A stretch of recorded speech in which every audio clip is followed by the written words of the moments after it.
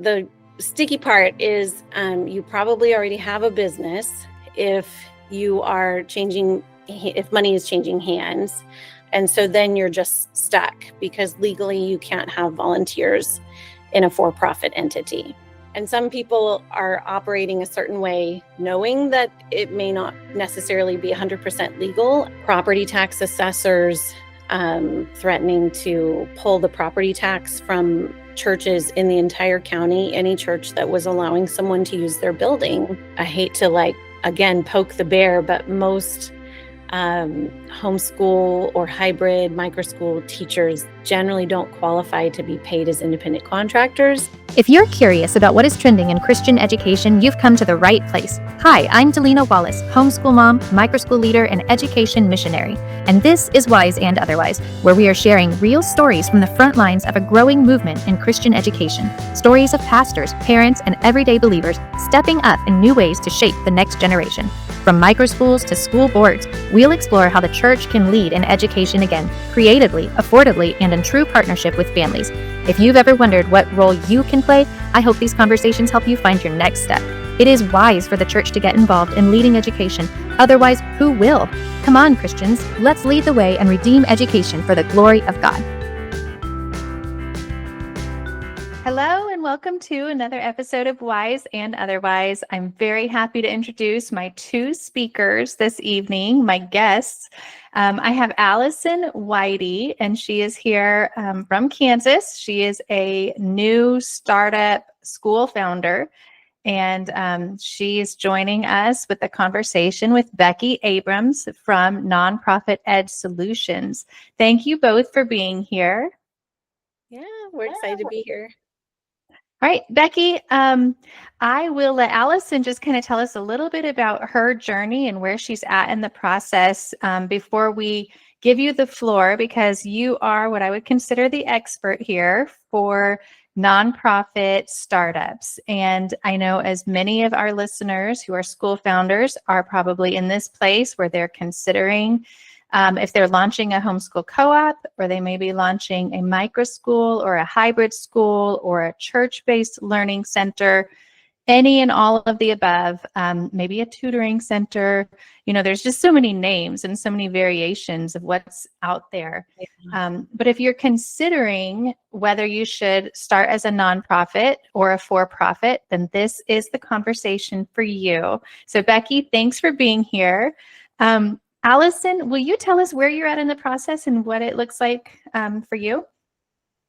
Yeah, so me and one other parent who are just looking for different options for our kids, and she approached me and said, hey, I want to do something different, but I'm not comfortable totally homeschooling. And that is not the first parent to come and say that. So I was like, yeah, let's do something different. So we are trying to open Beacon Hill Academy in East Wichita. And it's going to be like a hybrid homeschool situation where the kids come to us 2 or 3 days a week. They're homeschooled the rest of the time. And it's going to have an emphasis on project-based learning. So they'll do core curriculum with us and project-based learning with us. And we want to be a not-for-profit situation, which can be a little daunting. So I think that we're just starting off with the paperwork of that, and we're just really interested to see maybe the steps that we need to take to get started. Yeah, that's great. So Allison represents so many of our listeners and people that I meet who are just kind of at the beginning stage. So Becky, I'm so glad you're joining us. We are looking forward to your insights and all of your experience. You have years and years of helping and coaching people through this process. So thank you, and we'll let you kind of guide us from here.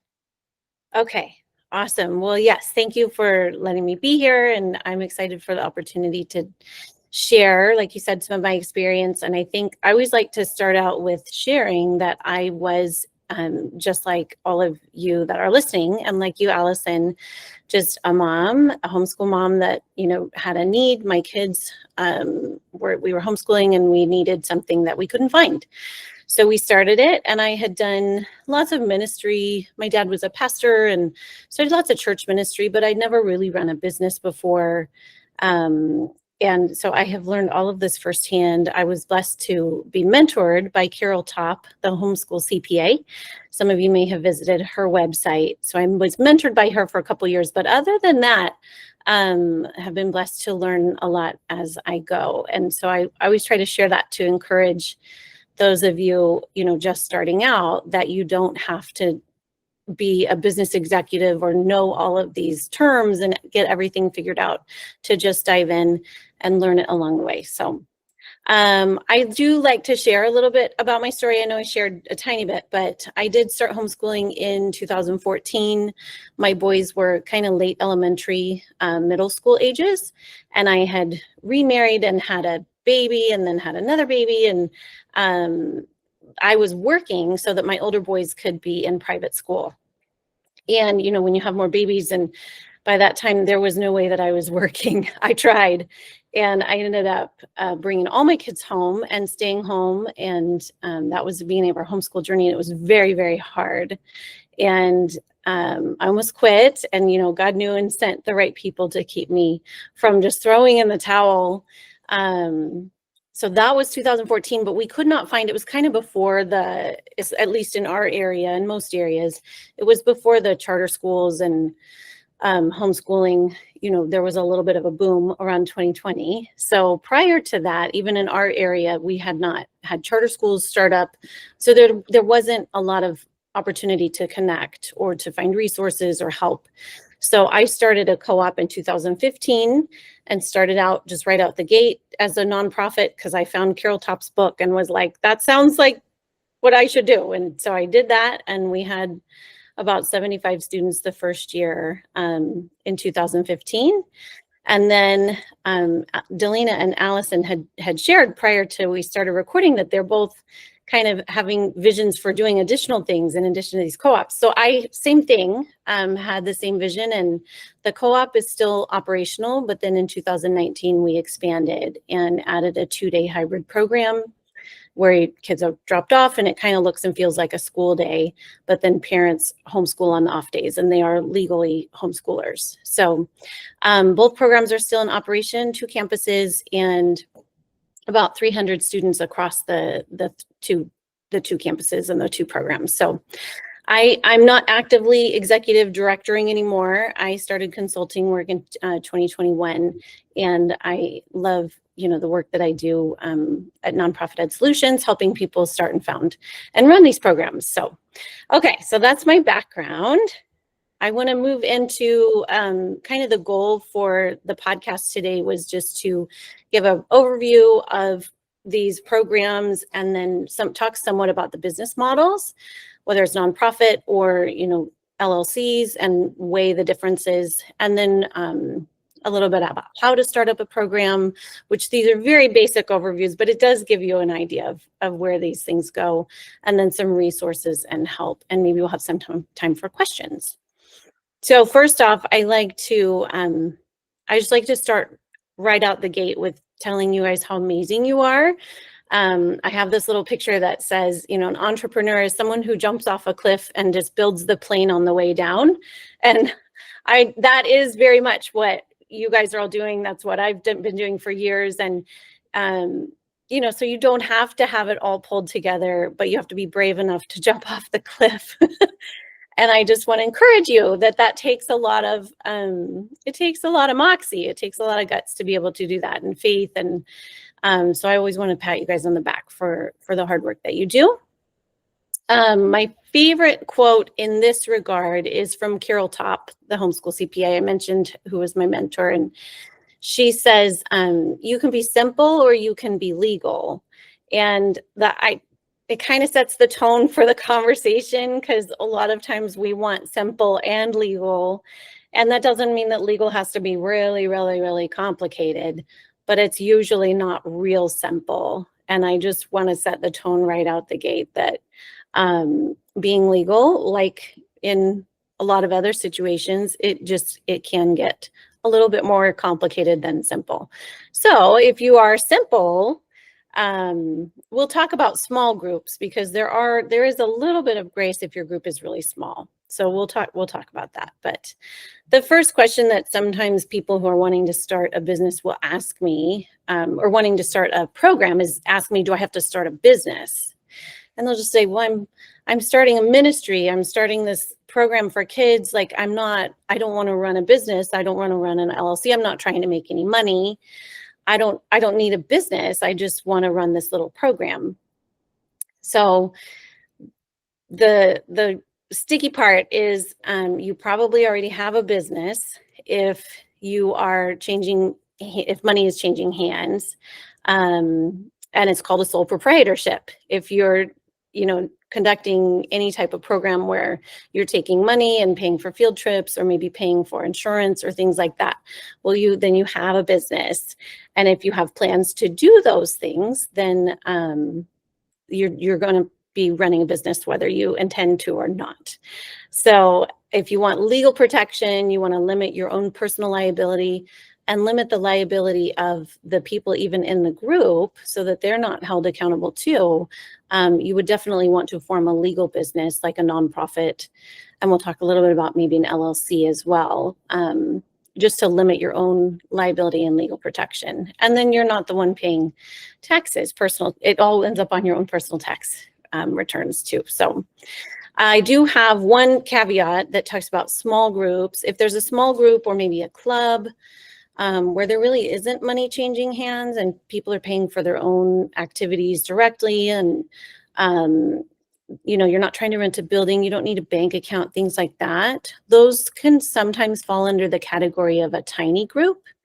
And they can operate as an unincorporated association.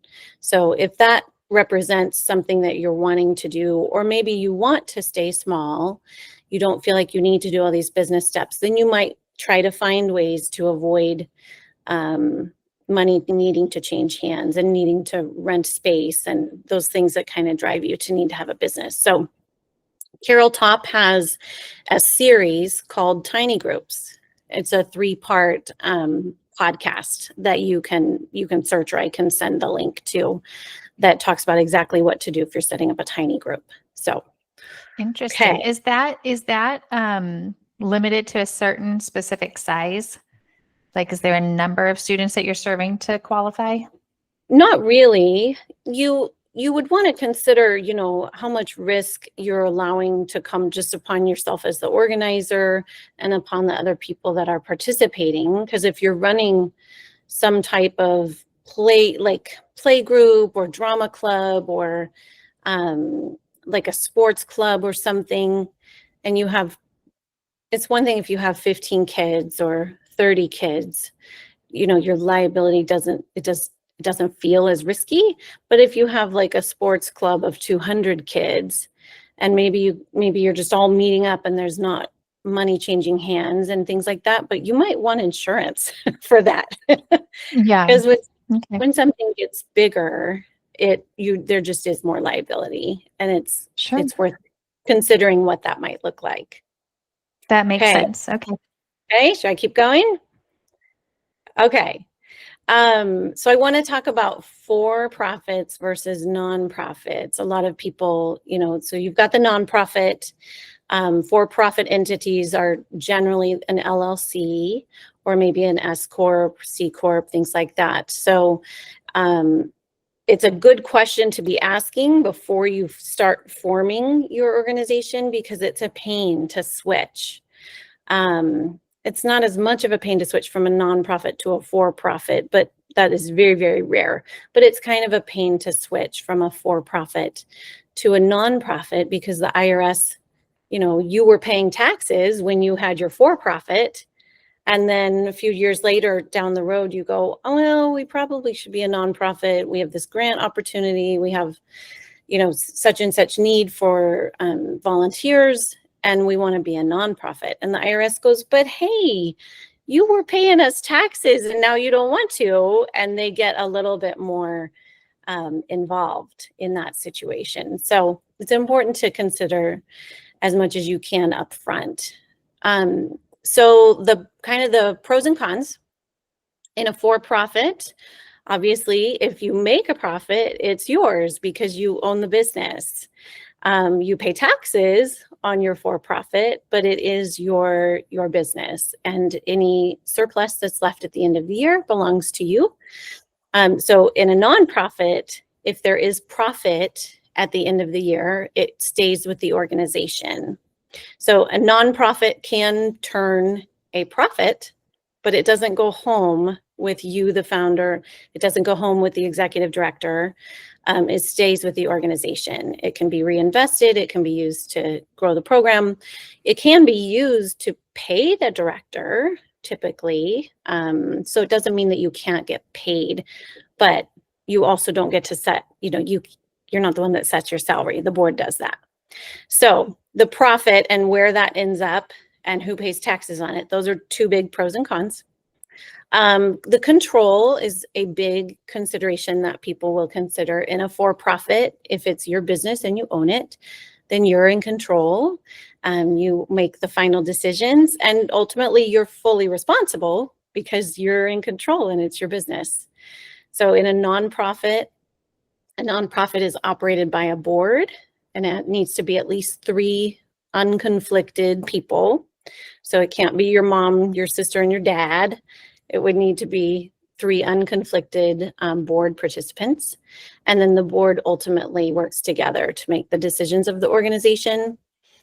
And that, to a lot of people starting out, can sound, a little bit scary, because it's pretty common to have 1 or maybe 2 founders that are really, really passionate about the vision of, what they're going to be starting, and they're the ones putting in all the work and staying up late at night, and the thought of like other people on the board getting to make those decisions when maybe they're not as invested. There are ways to be cautious to protect the vision. There are things you can write into the bylaws to make sure that the nonprofit vision stays in the same vein and is not easily changed, and things like that. And then when you're starting out, you are the one that chooses the board members, so you want to choose wisely. But there are, definite pros to having a board as well, because the goal is that the board works together, and it does take some of the pressure and responsibility off of just the one person trying to run the whole thing. And the goal really is to have the board work together and start taking on, whether it's projects or committees, to help take some of the load. So it makes it more of a team effort. Other considerations for-profit versus nonprofit is a nonprofit is the only entity that can legally use volunteers. And that one sometimes is like a big deal breaker, because whether you want to be a for-profit or nonprofit, sometimes a lot of programs are really built on the volunteer aspect. And so then you're just stuck, because legally you can't have volunteers in a for-profit entity. So there's volunteers, and then some of the there's a couple others, the grant and fundraising. Obviously, it's harder to go to people and say, can you contribute and to my for-profit business? And then at the end of the year, I keep all the profit for myself. And there are people who will contribute because they believe in what you're doing. So that's not to say you can't do that. But it's a lot more common for people to give generously to a nonprofit. And I have a question for you, Becky. So I'm immediately thinking of so my older 2 kids go to a private school, which is a for-profit, and they're constantly asking for volunteers from their parents. I mean, whether it's to work concessions or, sign up for this or that. And so, I mean, that's kind of a surprise to me that as a for-profit, you can't ask for volunteers. Yeah, it's a part of the Fair Labor Standards Act. So the Fair Labor laws state that a nonprofit is the only entity that can use volunteers. There might be small exceptions, but they wouldn't really apply to the type of programs that educational, like what we're talking about today, because those are regular volunteers. So in the Fair Labor Okay. Standards Act, there's these weird, like, someone might be able to volunteer if it's occasional, if it's not a regular part of something that they're doing. It definitely addresses employees can volunteer if it's not a regular commitment, it's not required, it's not a regular part of their job. So there might be a little bit of gray area there. And I should mention that I don't know, maybe the schools are nonprofits. I guess I just kind of assumed that they were for-profits, but they could be nonprofits. I should probably check into that. I don't know. They might But I be, know yeah. like also for like our sports teams, that our kids play on and things like that, I think that they are LLCs. I don't believe they're nonprofits, but they are always asking for volunteers. So I don't know, just something that would be surprising to me because I guess I didn't know that. Yes. So I will mention, and I waver back and forth when I give these talks about this legal structure, where sometimes I'll caveat right at the beginning that I can share with you what is legal, but it doesn't mean that everyone is doing it. And sometimes I'll mention it and sometimes I won't, because I don't really mean to like poke the bear. And some people are operating a certain way, knowing that it may not necessarily be 100% legal, and they're operating that way because that's what they feel is right for them. So you may hear some of these things and be like, "Well, my friend is running this program, down in the next county, and they do all these things that you're saying you can't do, and they're fine." Yeah. So, and they might be fine, but it helps to know going into it what is technically the right way to do things. And then if you can just try to structure it that way from the get-go, it's a lot easier than trying to modify things down the road. And there are stories, we're hearing more and more stories the last few years as these groups have become more mainstream and there's much more of an attempt to regulate them. So we've heard stories of property tax assessors threatening to pull the property tax from churches in the entire county, any church that was allowing someone to use their building that wasn't a 501c3. And that's a legitimate thing that I've heard multiple legitimate stories of those things happening. So then I'll have people come to me. I had two separate clients over the summer who wanted help forming a 501c3 right away because they were going to lose their church building because they were not 501c3s. And the church and the county tax assessor had all figured out that they were there and that they weren't a 501c3. So there can be issues, whether you fly under the radar or not, is up for debate.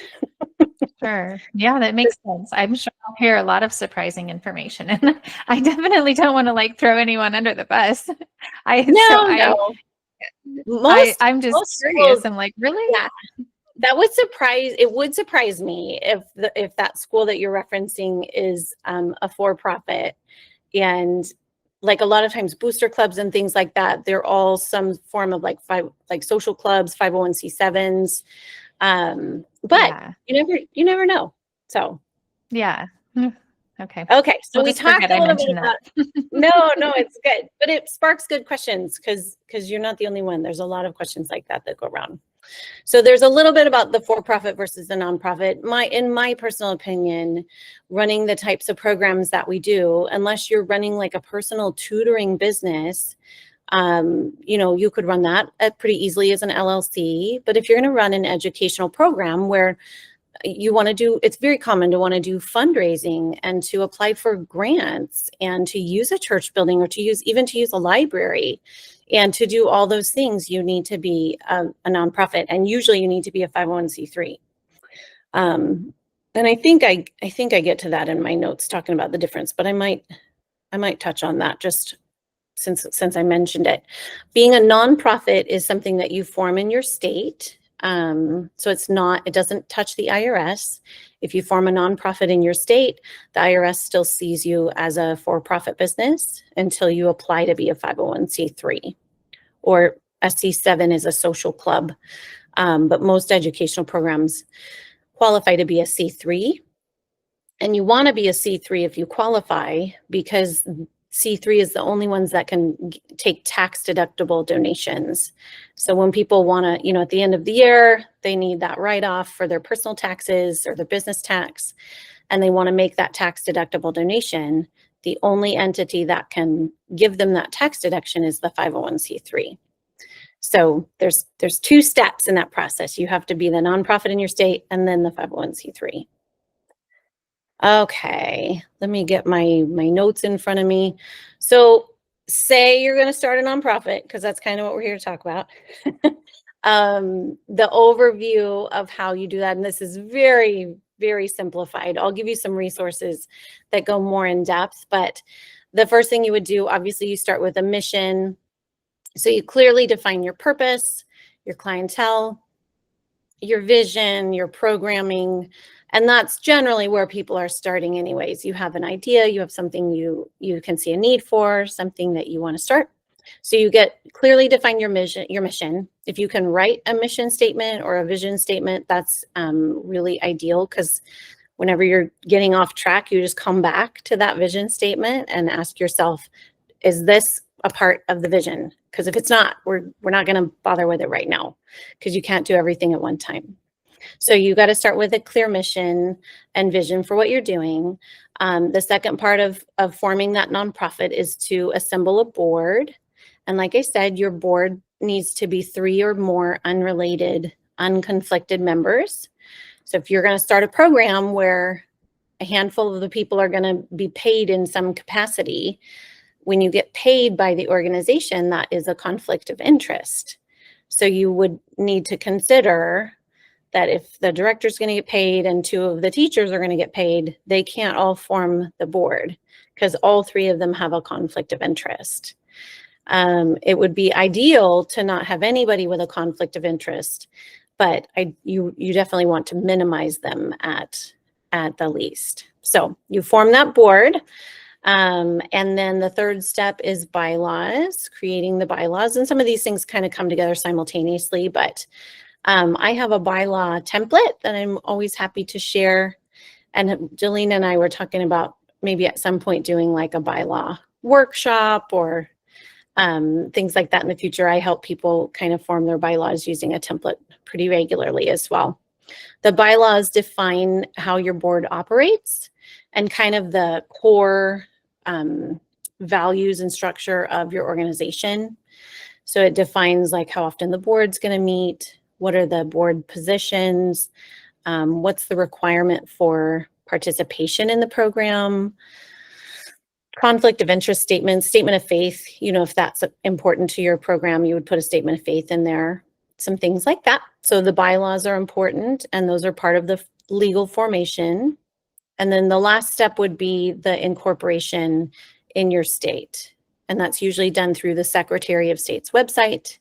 And that's when you become a legal nonprofit in your state. So when you've done those things, then you're a nonprofit, but you're not a 501c3 because you didn't go to the IRS yet.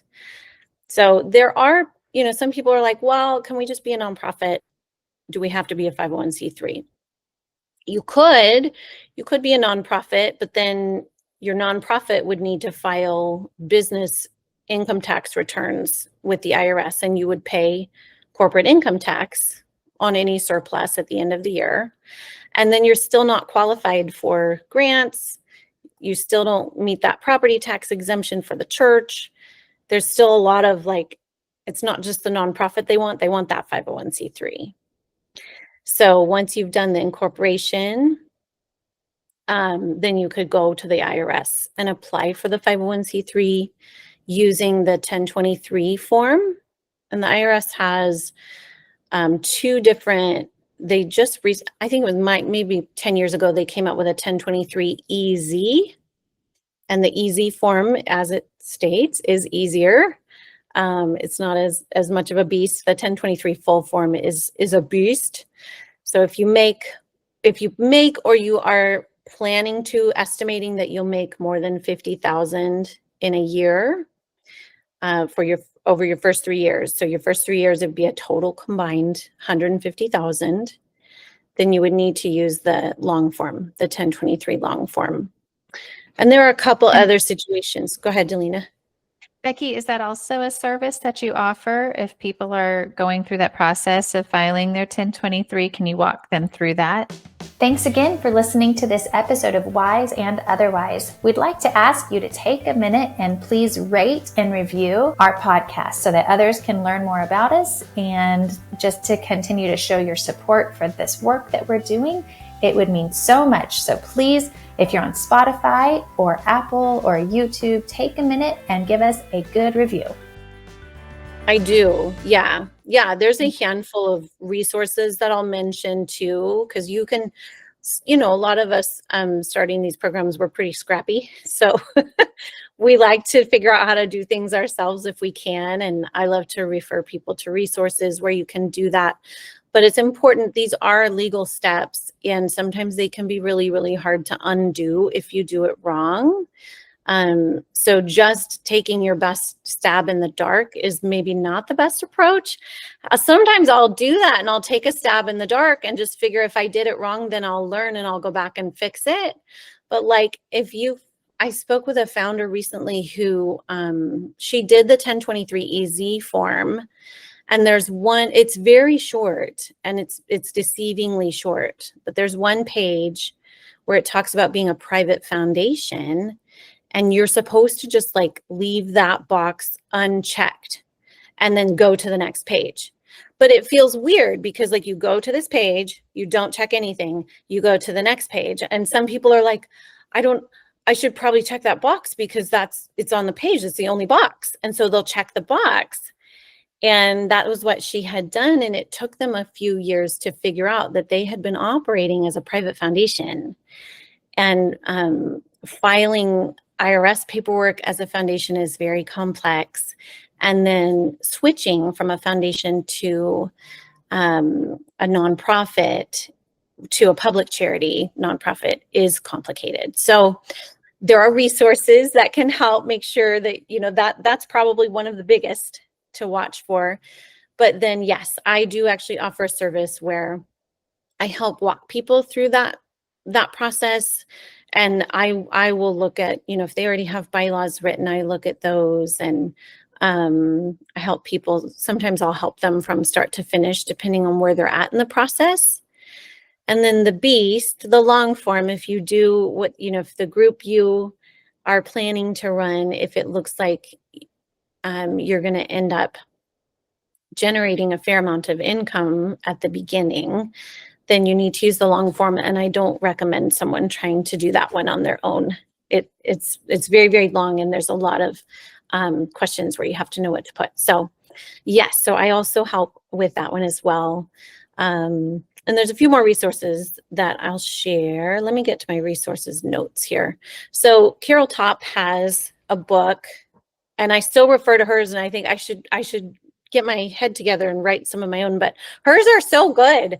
And she's a CPA, and so hers are still really good. She has, let's see, I think I have 3 books that I recommend. Homeschool Co-ops, how to start them, run them, and not burn out. And even if you're starting a hybrid school or a micro school, her Homeschool Co-ops book has a lot. You could skip the chapter on like co-op class ideas, because she has a chapter on class ideas for co-ops, but there are plenty of chapters about how to form a board and how to write your bylaws. And there's a lot of really good stuff in there, and they're very readable. They're not super huge. She has a book called Paying Workers in a Homeschool Organization. If you do plan to pay people in your program, it's another thing that would be really, really important to know up front, how to pay them correctly. I hate to again, poke the bear, but most homeschool or hybrid microschool teachers generally don't qualify to be paid as independent contractors. And there are exceptions, but for the most part, they usually would be classified by the IRS and by other agencies as employees. So I learned how to pay employees. It's not the end of the world. There are payroll services out there that help with those things. And it's very possible, but it would be good to know up front that that might be what you're looking at. So her book on paying workers in a homeschool organization is a really good one. Becky, I'm just going to keep like throwing in here from what I Yes, hear please and do. what I know and experience and how people do these things. And you just tell me, well, they're just doing them wrong, which is fine. We all need to know this. But Right. But when you talk about money being exchanged, if it doesn't pass through your business at all, and if it's going from a parent paying a tutor, you know, or someone doing it that way, is that fine if we as the business stay out of it and we're just kind of offering the space and, you know, promoting this tutor and their services, and then the parents just pay that tutor? Right.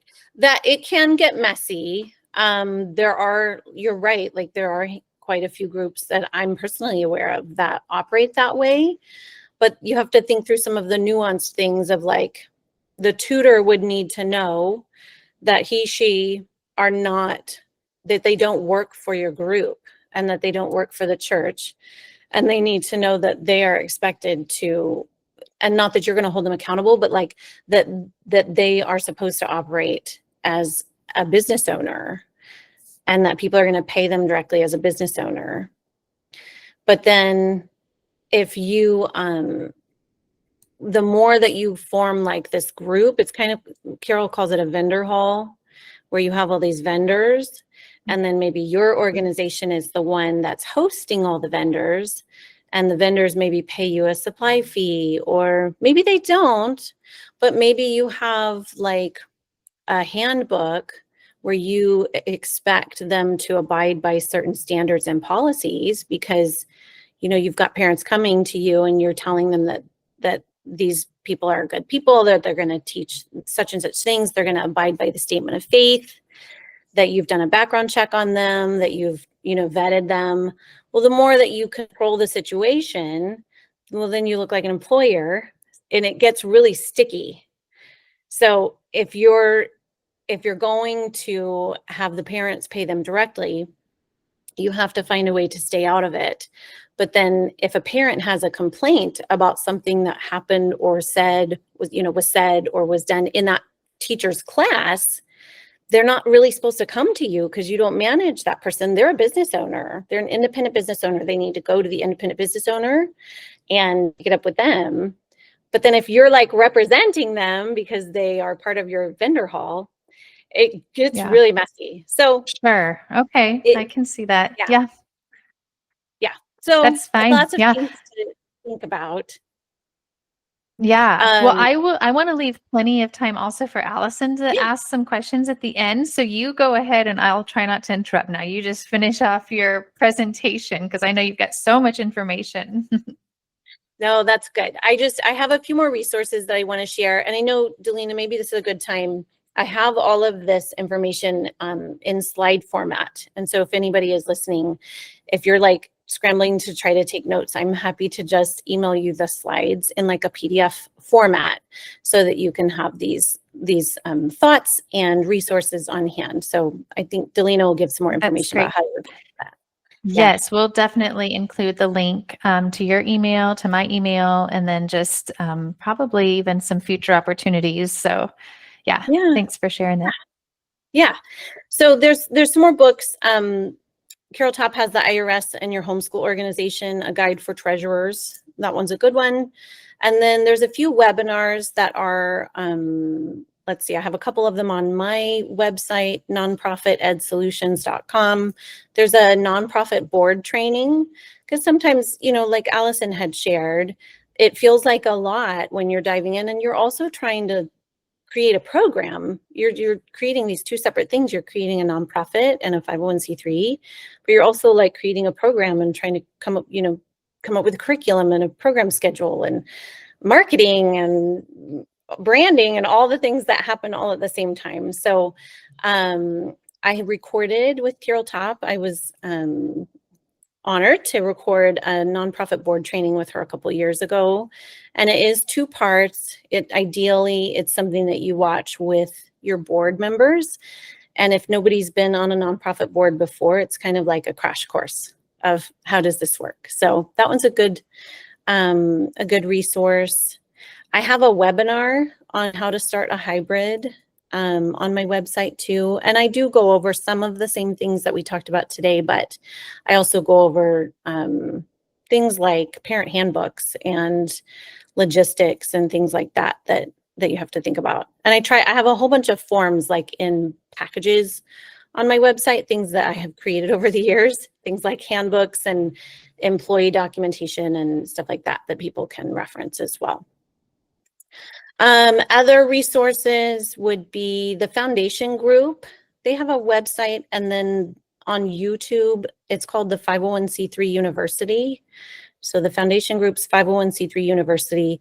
They are excellent. And if you had a question about conflict of interest or nonprofit formation or 501c3 or annual filings, all that kind of stuff, they have so many videos and they're very, very well done, short and easy to understand. So I like them.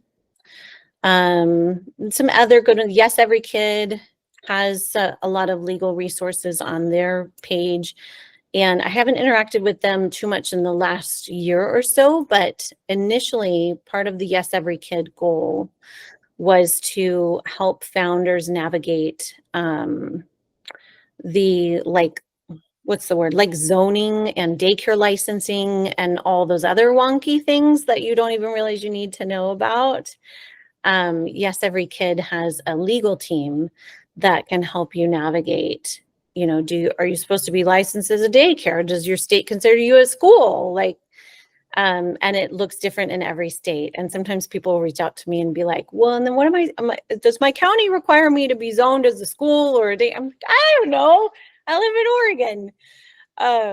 So there are a few things in various states that I'm familiar with, but Yes, Every Kid is far more well-versed on that. So I have a list of common questions that people ask me, but I'd love to hear what Allison, has, or Delina, if you have questions, and then depending on how much time we have, I can hit some of mine too. Yeah, I think before we move on, you've mentioned so many resources that are available and that our listeners can find on your website. Will you tell us the name of your website? Yeah, nonprofitedsolutions.com. Easy. Okay, we can remember that. Okay. Okay, well, Allison, this is your chance. I mean, I'll just remind you you're on mute right now. So, but go ahead and fire away. Okay. I have a question about the board. So Yeah. I heard advice one time that's kind of funny, and it's when you walk in your boardroom, make sure you're the dumbest person in the room. So I thought, actually, that's pretty good advice. So when you're making your board, like, did you look for people that could network further out than you did? Or did you look for people that maybe knew, like, had skills that you didn't have? Like, there's a lot of skills I don't have. It'd be really nice to have someone on board that knew more about the tax and the IRS and all that than I do. Or did you look for some people that just, like, were close friends that shared your vision and would just, like, carry it with you no matter where, like, how hard it got? I don't know. Like, what did you look for in your board? Yeah, good question. Very good question. Sometimes it depends. Like, I've talked to founders who, like, they're bringing on a couple close friends who share the vision because it's really, really important to them to protect the vision. So that's one approach. I don't know that it's good or bad or the best approach, but what you mentioned about bringing on people who have expertise or might be more well-versed in certain areas you don't feel strong, that feels like a really good choice to me. Mm-hmm. But if they don't share the vision, the last thing you want to do is bring on someone who's really knowledgeable, but then, is going to be combative or try to change things. You want them to share the vision too. Yeah. If you can find someone who does both, that would be ideal. Yeah. When I started homeschooling and started the co-op, I didn't know a lot of homeschoolers, and I started a field trip group, just trying to make community. So there were some ladies in that group that were coming that I kind of got to know, but none of them were close friends. I hadn't known any of them for longer than like 6 months. And I do end up, you can't get me all the way through a program or a presentation without mentioning, like, a lot of it was just faith and just praying that God would bring the right people, because I knew that I needed them, but I didn't know where to find them. And so there was a lot of faith that went into it, but it really was, I really did feel blessed. And because I did end up with a CPA that like was coming to the field trip group, and she was really excited about the vision of what I was having like meetings at Starbucks, and I had this little trifold paper that I would put on the end of the table and be like, homeschool program, just trying to get it. And I would put it on, Meetup and I think it was Facebook, just trying to get people to come hear about what I wanted to do. And so she came, and I don't know that I had even met her. She was referred by a friend, and she's the executive director of the program now. It's really cool. But yeah, she's a CPA. Cool. Yeah. I love that. I just want to ask a question along those lines about the board. So when you are looking for board members and you're approaching them, what are some key things that you would say? So I think sometimes we don't even know what we're supposed to be describing to them as their position would be, or what would the workload be? What are the responsibilities, and what are we asking of them? So do you have some pointers for that? Yeah, that's part of why having some well-written bylaws right at the beginning, even if you just have another person that's working alongside you, or maybe two, and so you have this small little board, and you're kind of building the expectations of the board as you're building the organization. But then as you bring on more people, maybe you're going to have a board of 5, or maybe 2 years down the road, you have some turnover and you bring on new board members. The bylaws are what's going to define some of that, because the bylaws will define what the expectation is for how often you will meet. It defines, we meet quarterly, or I just did one recently where they meet every month, and it like says they meet the first Tuesday of every month for the entire year. And like, okay, like, but the people are on her board and they're committed, and later on they may want to change it because it's hard to get people to commit to that long term. It's more common to have like quarterly board meetings, and you do tell them, like, try to give them an idea. So we have quarterly board meetings. A lot of times we try to have them during a program day so that you're not trying to find childcare. And we always try to have food, to have some chocolate and let them know that the board meetings usually take it's hard to get anything under 3 hours, like 2.5 to 3 hours. And then there are board positions, and your state determines exactly which ones, but it's very, very common to need a board president, who is very often the founder, and they kind of run the board meeting. They make the agenda for the board meeting.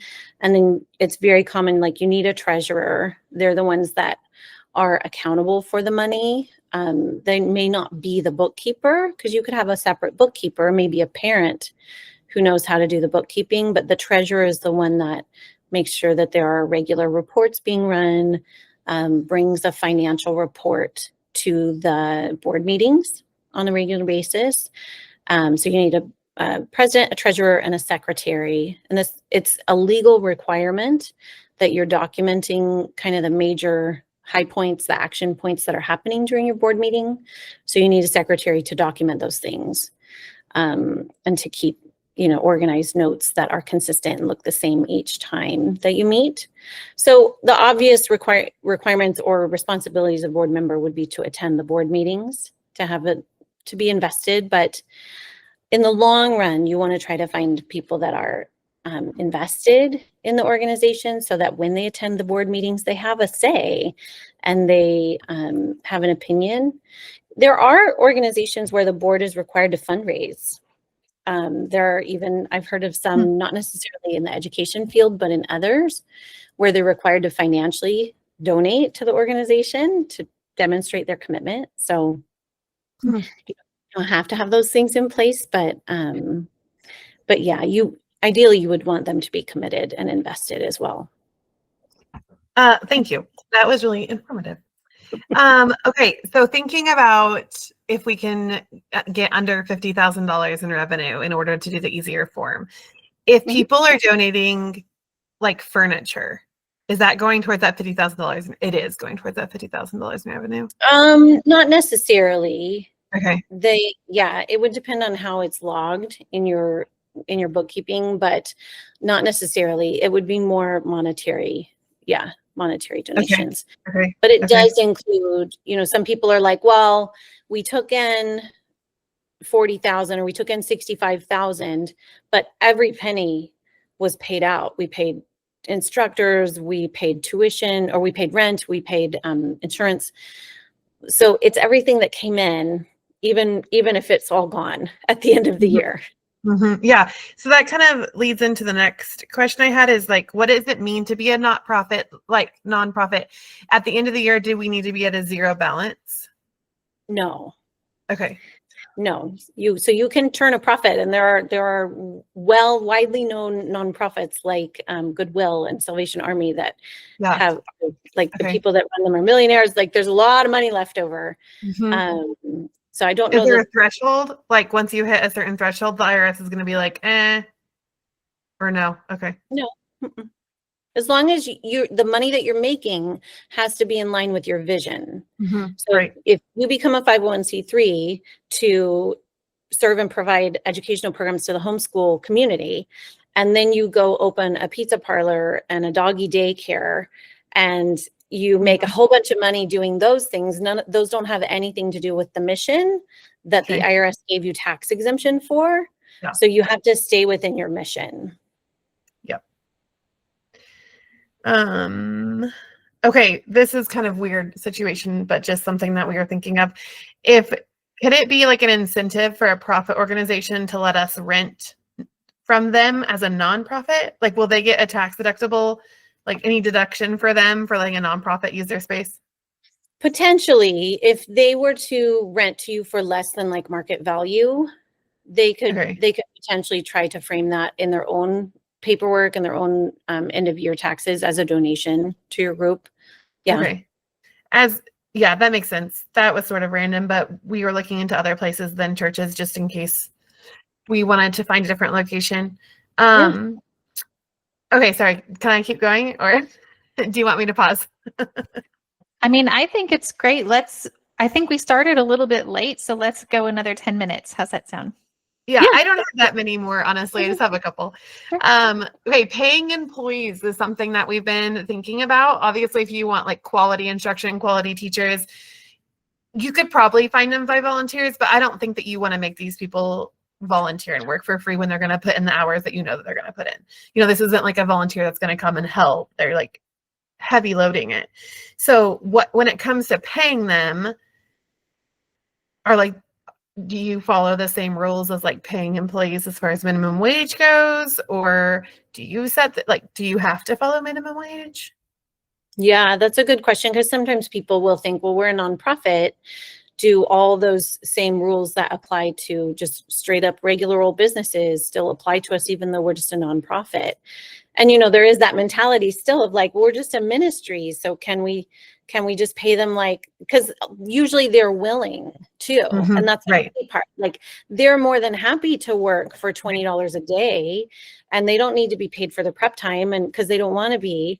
So it is tricky and sticky, but yes, all the same, like fair labor, fair wages, all the employer and labor laws that are in your state and that are in the federal, like the IRS and the Bureau of Labor, they all apply to a nonprofit, just like they would to any other business. And there are ways it's challenging, and you run on a really tight budget. And I know, I love following like Carrie McDonald and all of her. One of the most common themes through all of her reporting on these different programs is that everyone's running on a really, really tight budget. And there is a way to set up a program where the majority of the tuition that's coming in is paying the teachers, and you're paying them a fair wage. You pinch pennies in other areas, and you apply for grants, and you do fundraising and things like that to try to pay for other things like insurance and rent and things like that. But it is possible. Yeah, that makes sense. Can I insert a little quick question? So Becky, I imagine you probably work with a lot of church-based learning environments. So homeschool groups that rent from a church or a church that has decided to launch their own school or learning center. Are there contracts and agreements that need to be worked out when so if the church were the ones like managing, directing the program versus that they're partnering with someone who has their program that they're coming in and just using the church space, do you help people navigate that whole landscape as well as if they're entering into that type of a situation? Yeah, I have, just my own personal experience. It took us a long time to find a church home that we've stayed at. So we did the one that we're currently at is our 4th location, and we've been out for about 4 years, which has been a huge blessing. If you count the location, our 2nd location, I guess that would be 5. And then we did have a 2-year stint where we leased a building that was empty, and they couldn't get anyone to lease it. And it had been the former location of the big charter school that's here locally. So I knew the building and I knew that it could work, and bartered with them and, kind of twisted their arm 3 different ways. And so we were there for 2 years, which was really a blessing to have.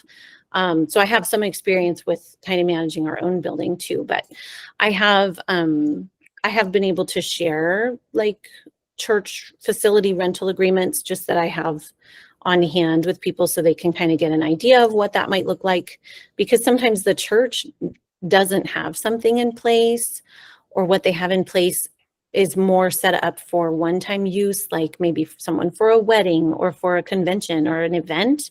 They don't have anything that addresses ongoing regular use. And there are things, I think the question you initially started with was yes, you should have some sort of agreement, even if everything is amiable and you go to the church and everyone is happy. You don't want to not have something in writing that explains who's responsible for what, who addresses, or who would repair if something was broken and things like that. And just defining the days and the times and the hours, and all of those things should be in writing, even if it's a really positive situation, for sure. And do you have templates and things to guide people if that was their specific arrangement working with churches? Okay. Yeah. Great. Yep. Allison, you have a couple more questions? I think I just have one more. Okay. Just sort of like a multiple question, but in one question, I guess. Okay, so obviously you're going to have donations coming in, hopefully grants coming in. I know there's a business in town that if you have one of their employees on your board, that business will give you $1,000. So that money is coming in. And you're keeping track of all this in books, right? And then comes the end of the year and all this is being turned in, and I don't know, that feels hard. So do you find a specialized accountant to help you? Because also you could have payroll wrapped up in this, right? If you've added employees. So that's another thing that's rolling. So even if you've kept track of it throughout the year, do you recommend finding an accountant kind of specializing in nonprofits, helping you wrap up the year, making sure all that's squared away? Or do you find that once I get in it, it's actually not as hard as what my brain is telling me it's going to be? Yeah, you're right. Regardless of how much income and whether you have employees or not, if you're running any form of a business, even your own personal finances, you want to keep track of everything. You want to keep all of your receipts, keep all of your records. So the more that you can do it well and do it correctly throughout the year, it makes it easier to wrap your head around it at the end of the year. There are free programs. There's one called Weide that is it's similar to QuickBooks, but it's free. So ideally you try to, whether it's the treasurer or if you have a volunteer maybe in the organization or someone at your church or someone that would be willing to help. Because if there's someone that sort of understands it, it doesn't take them very long. Okay. It's when you're the one trying to start and run the program and the business, and then you're also trying to learn how to be a bookkeeper. It's a lot. It can be a lot. Yeah. But the finances and managing the finances correctly, even if they were fairly small, is a really important thing to try to set yourself up for success for at the beginning. If you make less than 50,000 a year consistently, then the IRS annual form is just it used to be called the postcard. It's just like an attestation form that you are still in operation and that you still earn less than 50,000. So there's not actually a lot of financial reporting to the IRS or to your state if you are under 50,000. You should still have good records and be accountable to each other and to the board. But it's not until you breach that 50,000 on a consistent basis that there is something that looks, it's called a 990, and it looks more like a tax form. You're not going to pay taxes, but it looks like a tax form. And you can, if you have decent records and you kept records throughout the year, you can take those records to an accountant at the end of the year and they just file your taxes. It's not as big of a deal to them as it feels like it is to us. Yeah. Okay, last question for real. Let's say I think I'm going to make under 50,000, so I do the easy form. And then end of the year hits and we made 65,000. So then how hard is it to be like, hey, IRS, I messed up? Yeah, well, that's a great question. It's a combined total of your first 3 years. So if you made, I think your first year, there's these limits. So I'm pretty sure, if I remember correctly, your first year you can actually make 75,000. But then they add it together with your second and your third year. And if together those 3 years you went over 150,000, then eventually through your reporting, they'll connect the dots, and it will take a long time for the IRS to wrap their heads around it, but they will send you a letter and they'll say, hey, you didn't use the right form. Now you need to use the correct form, the 1023, the full form. Yeah. And there is not a penalty. You're not in trouble. They don't charge you extra money, but you have to file the long form and you have to pay the fee to file the long form, which the short form is $275 to the IRS. The long form is $600, and they don't give you any credit for the fact that you already paid $275. Okay. So if you think you're going to end up paying employees or even paying contractors and taking in some regular tuition, there's a good chance you're going to break 150,000 in your first 3 years. Like, especially with the way things are going, like 150,000 is not what it used to be. Yeah, for real. So, okay. Yeah. Okay. All right. Well, That this makes is sense. great. I love all the information that we've been able to glean from you.